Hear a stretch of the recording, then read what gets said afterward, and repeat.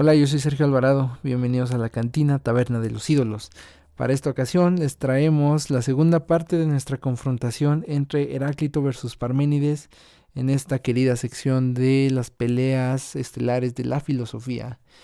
En el primer episodio nos dedicamos a repasar brevemente el pensamiento de los filósofos que antecedieron a estos dos y realmente no repasamos las doctrinas ni de Heráclito ni de Parménides. Eso es algo que sí haremos en este segundo podcast dedicado a ellos. Pero antes de dar inicio, es importante señalar por qué esta confrontación milenaria sigue siendo tan relevante. Para empezar, como ya dijimos, son pensadores antiquísimos que de alguna manera fundaron la filosofía. El meollo del asunto en todo esto es que el pensamiento específicamente de uno de ellos dos ha servido como la base y como la guía de todo el pensamiento occidental desde la antigüedad y hasta nuestros días. Esto quiere decir que las reflexiones de uno de ellos nos siguen influyendo en la manera en que tenemos de pensar y de ver las cosas. Eso es lo relevante. Al final de cuentas, entonces, se puede decir que sí hubo un ganador entre la confrontación de Heráclito versus Parménides, puesto que uno ha sido reconocido a lo largo de la historia por la filosofía, mientras que al otro se le ha dejado de lado, se le ha menospreciado por la mayoría de los filósofos. ¿Quién ganó? ¿Quién perdió? Bueno, eso es algo que vamos a descubrir a lo largo de este podcast y como siempre ustedes van a tener la última palabra. Una vez que repasemos sus doctrinas, podrán decir si el vencedor es justo vencedor o si hubo alguna especie de amaño, de corrupción, como luego pasa en los deportes. Pero eso lo descubriremos más adelante. Por lo pronto, cabe preguntarnos qué hubiera pasado, qué hubiera sido diferente en la historia, si en la filosofía la figura que perdió hubiera sido la que venció. Es decir, si al filósofo que no se le prestó importancia hubiera sido la base de nuestro pensamiento. Es una pregunta interesante, pero que vamos a dejar que se responda en el transcurso de esta charla. Como dije, el episodio que antecede a el primer episodio, se dedicó al pensamiento de los presocráticos, especialmente los tres pensadores de Mileto, que son Tales, Anaximandro y Anaxímenes. Entonces la filosofía de estos versaba en la cuestión del arjé o de el origen de todas las cosas, de dónde surgen todas las cosas.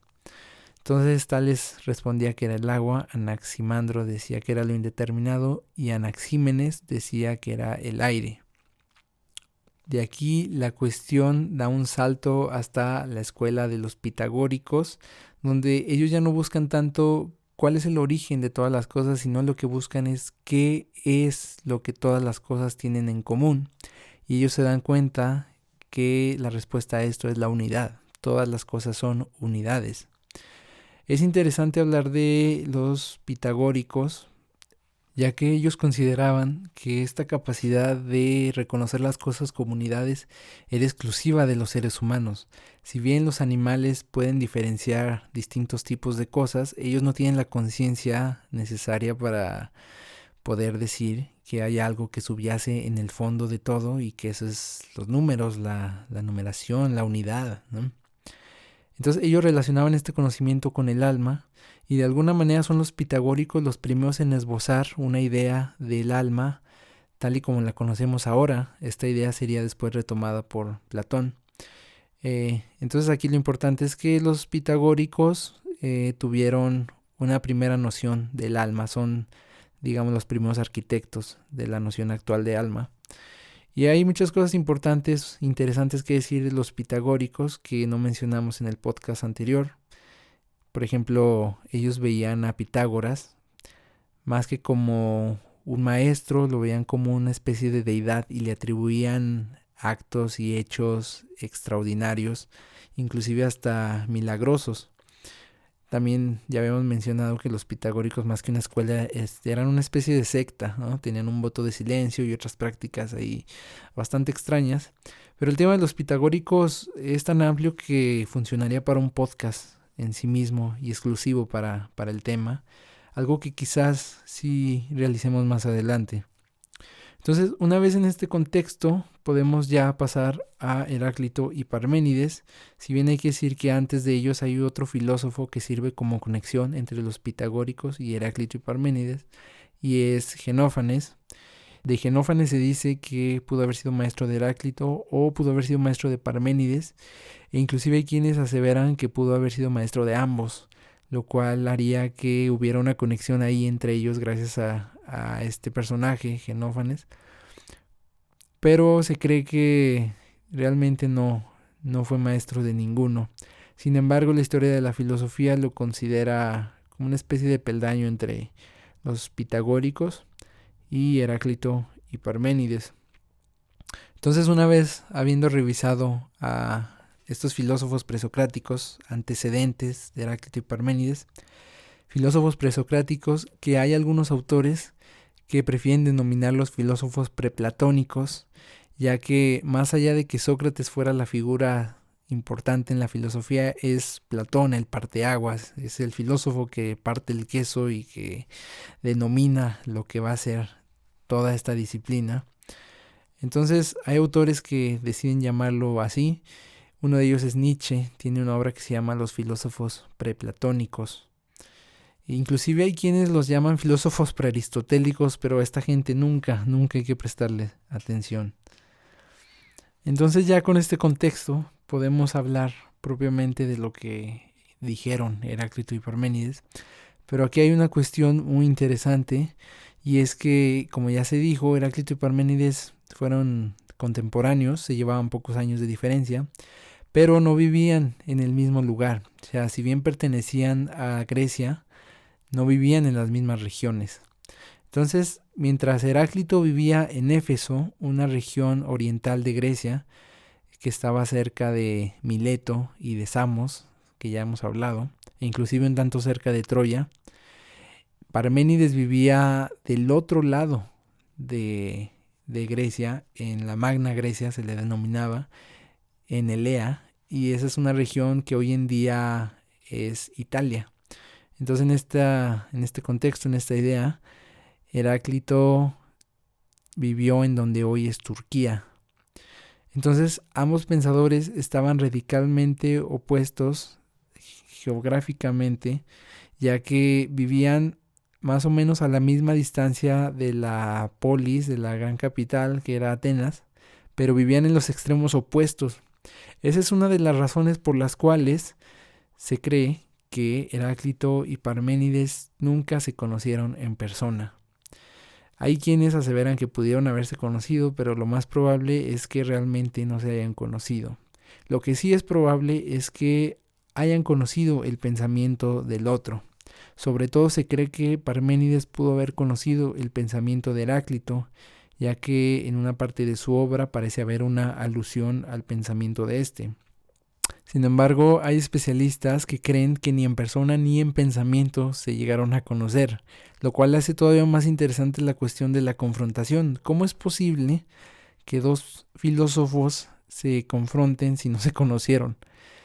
Bueno, la cuestión tiene que ver con que los dos se dedicaron a tratar de responder una misma cuestión, pero lo hicieron desde puntos de vista completamente diferentes. Es decir, lo que concluyeron fue radicalmente diferente el uno del otro.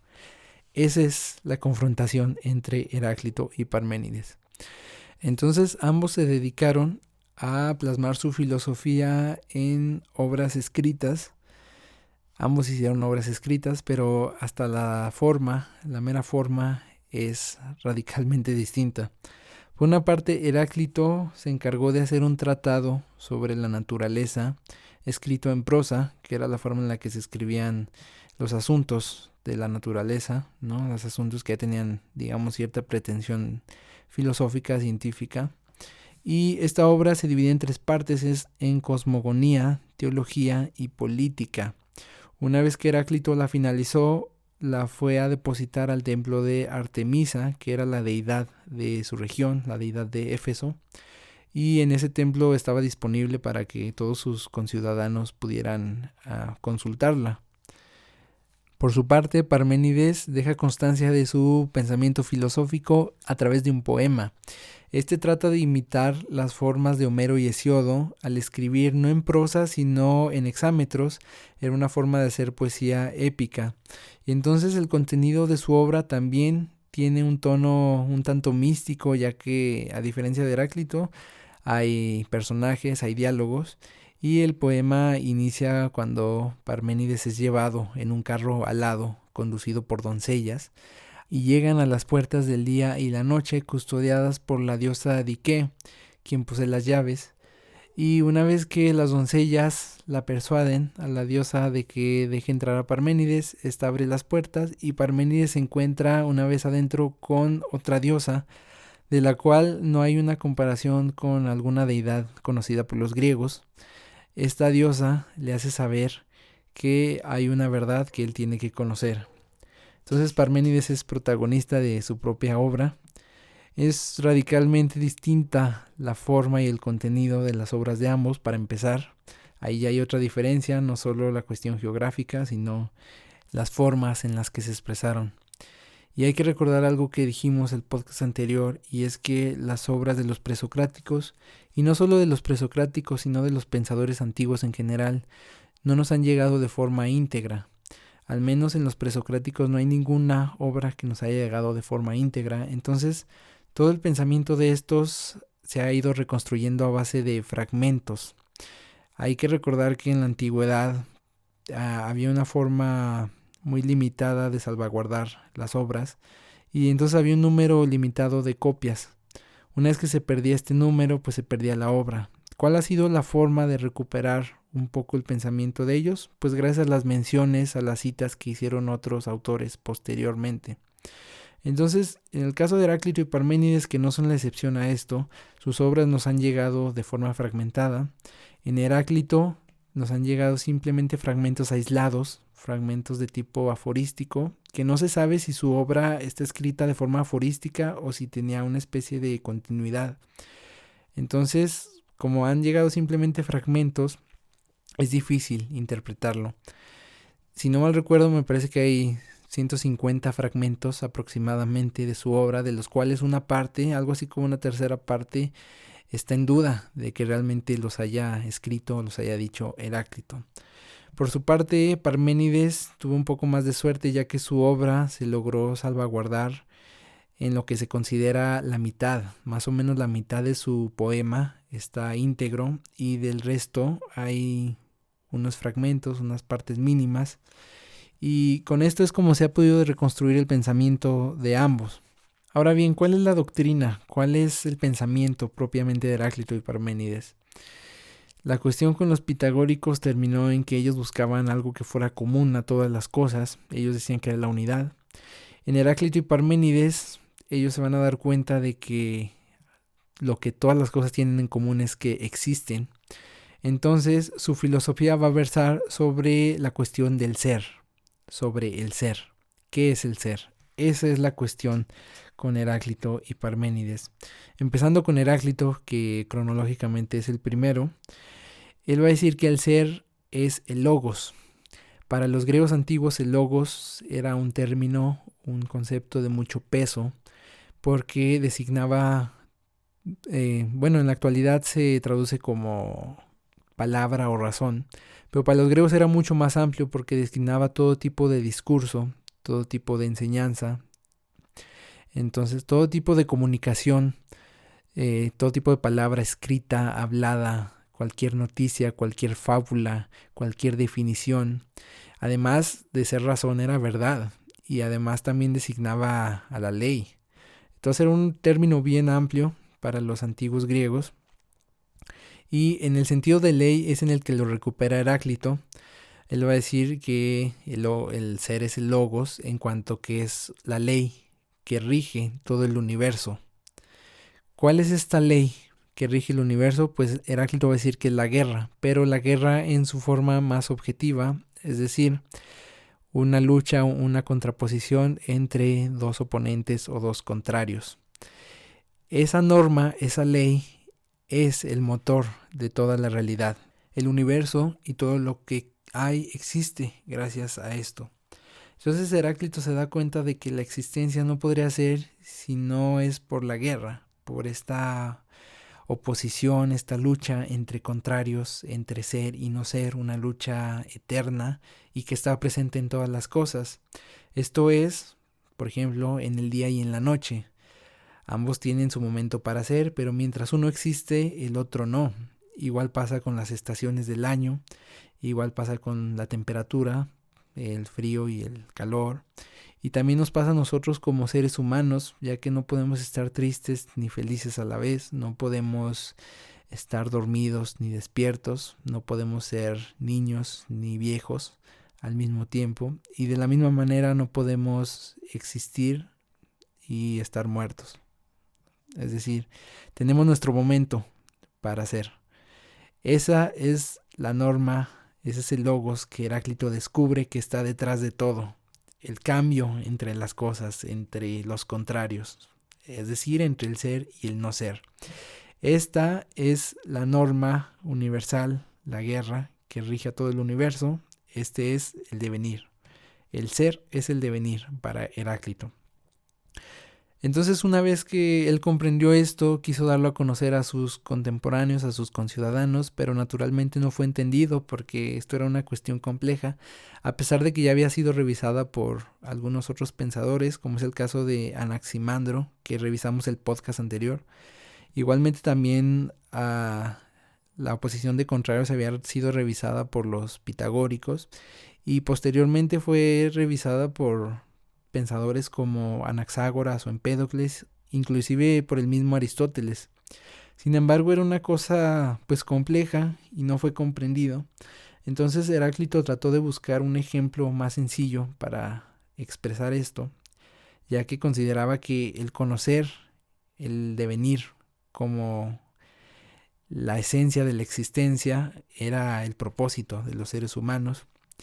Entonces, para dar a conocer esta idea, buscó un ejemplo y encontró que el fuego era muy adecuado, el elemento del fuego, ya que siempre estaba cambiante, nunca estaba inmóvil, pero seguía siendo fuego siempre. Además de que era un elemento muy extraño porque además de producir calor, producía luz. Inclusive los griegos antiguos consideraban que era un elemento que no había sido descubierto, sino obsequiado por los dioses. Era sorprendente el fuego. En la actualidad, pues no nos sorprende ver una hoguera, una fogata, pero en la antigüedad era muy, muy importante el fuego. Entonces Heráclito comprende que si hay algo con lo que puede equiparar el devenir físicamente, pues es el fuego, pero como mero ejemplo, como alegoría. Inclusive yo considero, y esto es algo que no me he encontrado con ningún texto sobre Heráclito, pero yo considero que él eligió el fuego como un ejemplo perfecto del devenir, porque el fuego se puede apagar, lo puedes apagar, pero lo puedes volver a encender y sigue siendo el mismo fuego. Es decir, es como un elemento que está oculto, no es como el agua que se seca y ya no hay agua, o la tierra, que es muy material, o el aire que, o sea, tiene su momento para ser.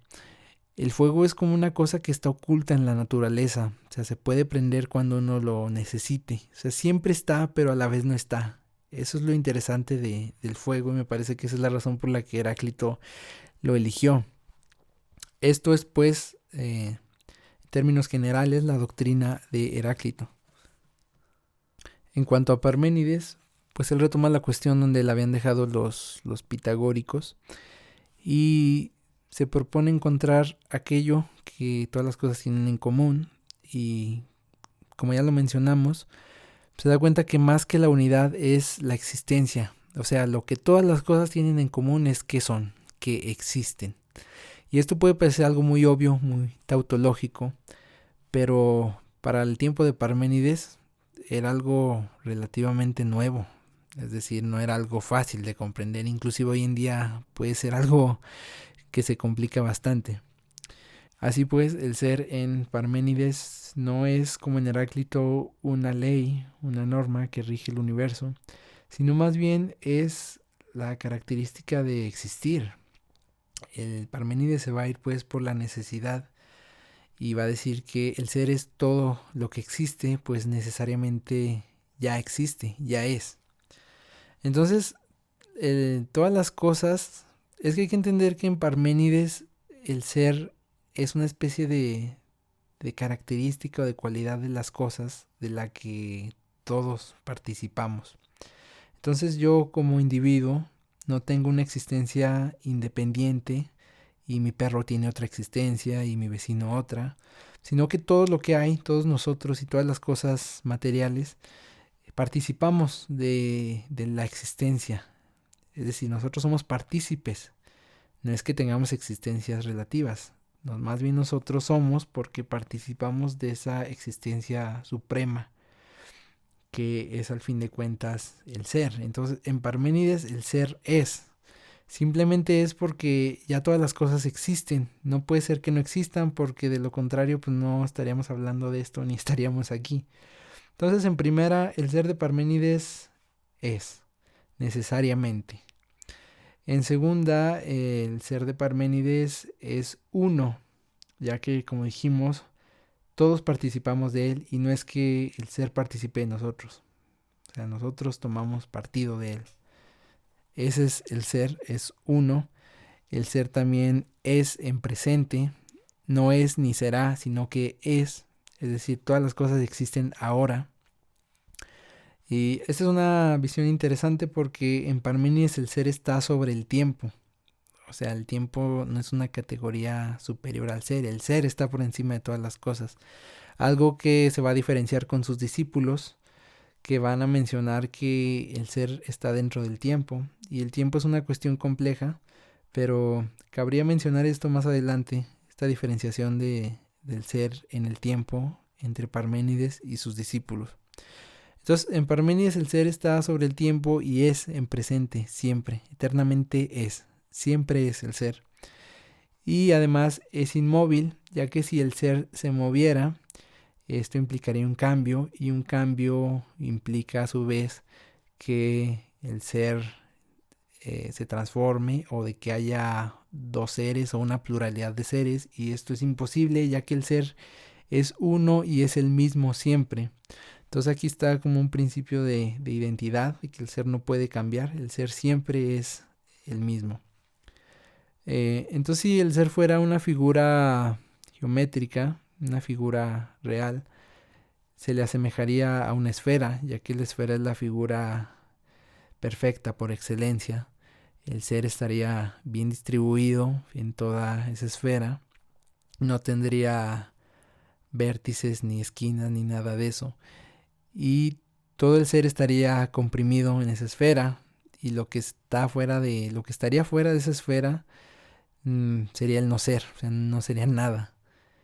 Cuando a Parménides la diosa le revela esto, le dice que le va a enseñar la vía de la verdad, que es la vía del ser, donde pues le expresa todo esto y le dice que hay otra vía, que es la del no ser, y que de esta vía pues no se puede decir nada y que de hecho no existe, aunque la mencione. Hay una tercera vía, que es la vía de las opiniones. Las opiniones son meras apariencias del ser, o sea, no son el ser. Y esta vía estaría a la mitad, o sea, entre el ser y el no ser. Aunque, como ya dijimos, el ser se identifica con el principio de identidad y todo lo que no es el ser no puede simplemente ser. Entonces, con este principio, la vía de las opiniones sería más adecuado identificarla con el no ser que con el ser. Pero bueno, estas ya son cuestiones tanto más complejas de la filosofía, cuestiones que tienen que ver con la lógica que se emplea para reflexionar. Esto en términos generales es pues el pensamiento, la doctrina de Parménides. Y una vez que repasamos así de forma breve las doctrinas de ambos, nos podremos preguntar quién ganó esta batalla, quién ganó esta confrontación, Heráclito o Parménides. Bueno, temo decir que como en las peleas de box se hace una pausa antes de mencionar al ganador. También nosotros tendremos que hacer una pausa y revelar quién se llevó la atención de la filosofía de todos los siglos. Hasta el siguiente podcast. En el siguiente podcast es en el que revelaremos al ganador de esta contienda. Y quizás se pregunten, ¿para qué hacer un tercer podcast nada más para decir quién ganó? En realidad hay muchas cosas interesantes aún que decir de Heráclito y Parménides.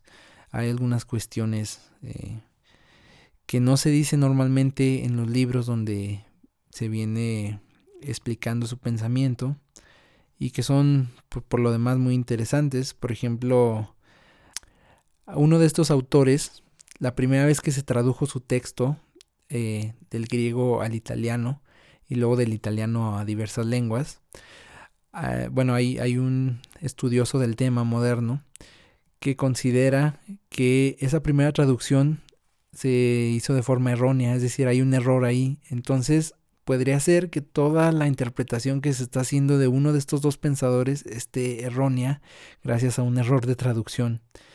Vamos a revelar cuál en el siguiente podcast. Como ya dijimos, la cuestión del tiempo, la temporalidad, con Parménides confrontado con sus discípulos, es una cuestión muy interesante. Y también hay que revisar la vida de ambos filósofos, porque de alguna manera influye en sus doctrinas, la forma en la que vivieron y lo que hicieron, aparte de la filosofía, de qué forma murieron. Y también hay que decir que el ganador de esta contienda, de esta batalla, habrá quienes consideren que ganó injustamente, es decir, que sí hubo un amaño ahí, una corrupción en cuanto al resultado, y que el perdedor en realidad era más interesante, que él debió haber guiado el pensamiento filosófico de toda la humanidad y no el otro. Y yo también tengo mis razones para creer que era más importante el que fue menospreciado. Y vamos a explicar todas estas razones en un próximo podcast. Entonces, sin más por el momento, pues les agradezco por habernos escuchado, por habernos seguido. Los invito a que nos sigan en nuestras distintas redes sociales, Facebook, Instagram, YouTube. Aparecemos como La Cantina Podcast. Igualmente estamos en diversas plataformas de podcast para que nos escuchen. Y esperamos que a través de las redes sociales nos podamos comunicar, interactuar, que al igual nos digan qué temas les parecerían interesantes desarrollar. Y sin más por el momento, nuevamente les agradezco y nos vemos en una tercera y última parte de Heráclito versus Parménides.